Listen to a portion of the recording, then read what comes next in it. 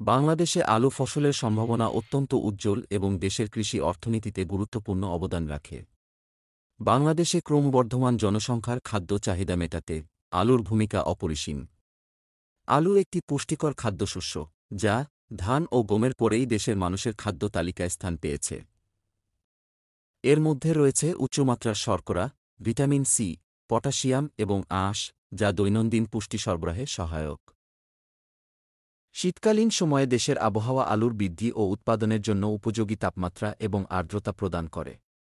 বাংলাদেশের উত্তর ও উত্তর-পশ্চিমাঞ্চল যেমন দিনাজপুর, রংপুর, বগুড়া, গাইবান্ধা, জয়পুরহাট, নওগাঁ, সিরাজগঞ্জ, নাটোর এবং যশোর আলু উৎপাদনের জন্য বিখ্যাত। আলুর ফলন অন্য অনেক ফসলের তুলনায় বেশি এবং এটি তুলনামূলকভাবে কম সময়ের মধ্যে চাষ করা যায়। আলুর বাজারজাতকরণ সহজ এবং দেশে এটি সারা বছর চাহিদা থাকা একটি পণ্য। খাদ্যশিল্পে আলুর ক্রমবর্ধমান চাহিদার কারণে এটি একটি উচ্চবাজারযোগ্য ফসল। আলুর উৎপাদন বৃদ্ধিতে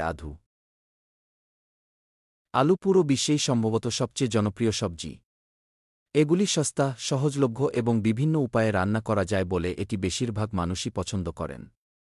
সেদ্ধ, বেকড, ম্যাশড, চিপস বা ফ্রাই, কতভাবেই না আলু খাওয়া হয়। আমাদের দেশীয় রান্নায় আলুর ব্যবহার চোখে পড়ার মতো। মাছের ঝোল থেকে বিরিয়ানি, আলু যেন বাদ পড়ে না কোনো খাবার থেকেই। আলু স্বাস্থ্যকর কিনা তা নিয়ে ব্যাপক বিতর্ক হয়েছে। একদিকে এটি একটি সবজি, অন্যদিকে আলুতে প্রচুর পরিমাণে কার্বোহাইড্রেট থাকে এবং এটি উচ্চ গ্লাইসেমিক, যার অর্থ আলু খেলে তা রক্তে শর্করার মাত্রা বাড়াতে পারে। স্বাস্থ্য বিশেষজ্ঞদের মতে আলু স্বাস্থ্যকর ও পুষ্টিকর। এতে fibre, potassium, iron, vitamin C এবং ভিটামিন বি6 সহ উপকারী পুষ্টি রয়েছে।